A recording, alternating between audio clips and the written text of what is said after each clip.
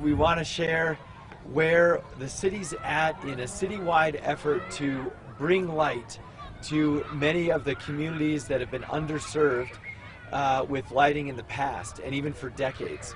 And no surprise, that corresponds pretty directly with communities of color, with older neighborhoods and historic neighborhoods and low-income neighborhoods. And we discussed this about, it was probably 6 weeks ago, maybe a little longer, about how we're adding lights all over the southwest part of the city. We were out at talking about this at Tower Park, and now we're very excited to announce that we're adding 150 new streetlights this year to the International District. It's $2.1 million, an investment in public safety and walkability in an area that's needed it for so long. And you know, when I was a state senator, I put in money to add in like 17 lights, and that took 8 years to do. And we finally got those up last year, even though I put that money in like 8 years ago. So this is very different in that this is a huge step change, right? 150 lights actually will be noticed. People are going to see this in their neighborhoods, and hopefully it is going to have a noticeable difference on public safety and on walkability.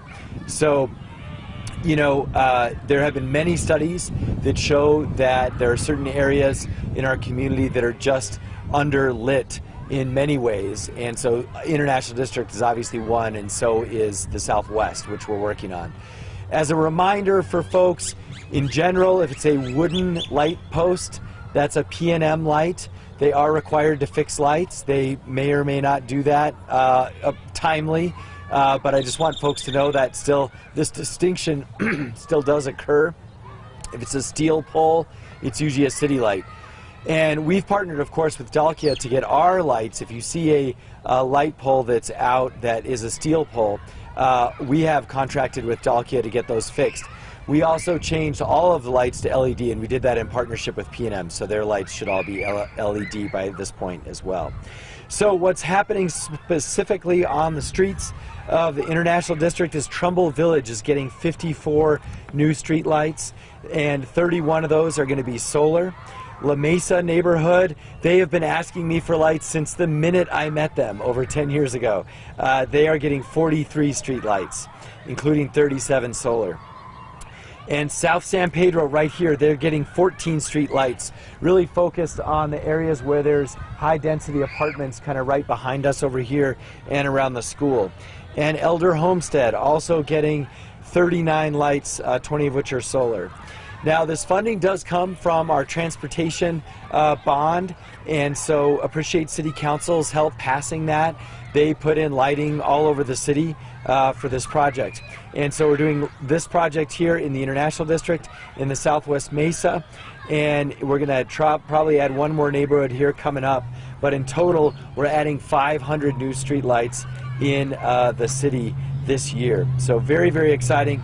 This is a win-win for post-pandemic with everyone out of their house, walking around, for public safety, for sustainability, and for community. So with that, let me bring up the president of the District 6 Neighborhood Coalition, and individual who's been just really diligent in tracking and helping perpetuate and move the ball forward on projects all over District 6, including lighting. And so, Peter Boletto, come on up. Oh, nice. And Khadija, yes, you want to come up too? Both of us, yes. Yeah, there you go. Happy streetlights. Good afternoon. A couple of weeks ago, we had a press conference, and we dedicated a very large addition to the Filter Cone Police Substation.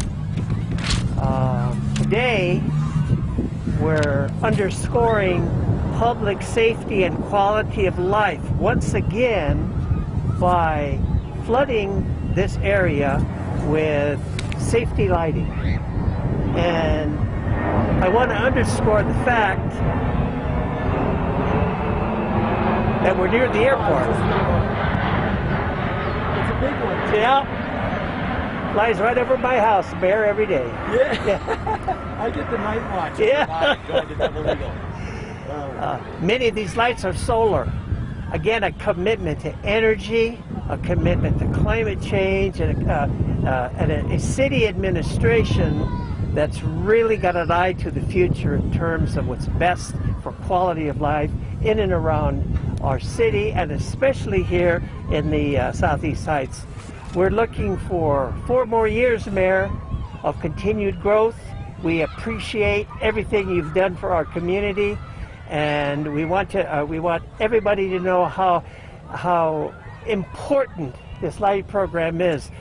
Our District 6 lobbied hard to get these lighting, the street lighting in place, and this administration delivered. Thank you, Mayor.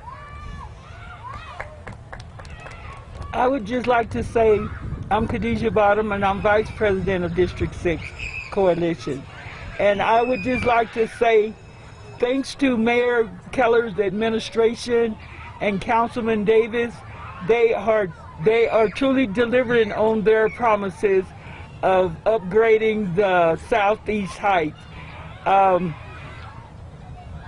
As I drive around every day and I'm just smiling, I'm watching so many of our sidewalks that's getting expanded and ADH compatible.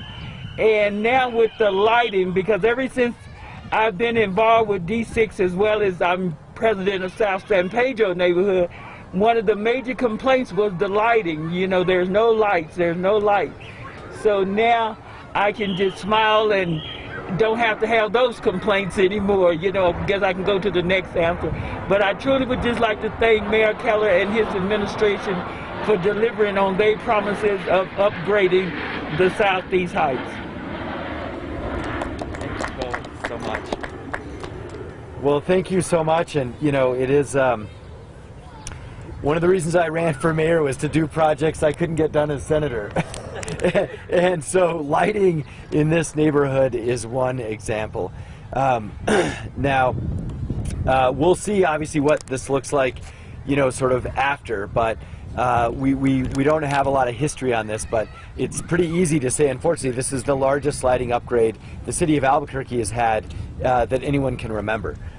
In fact, it's probably the first one we've had explicitly just on lighting, and certainly in this neighborhood.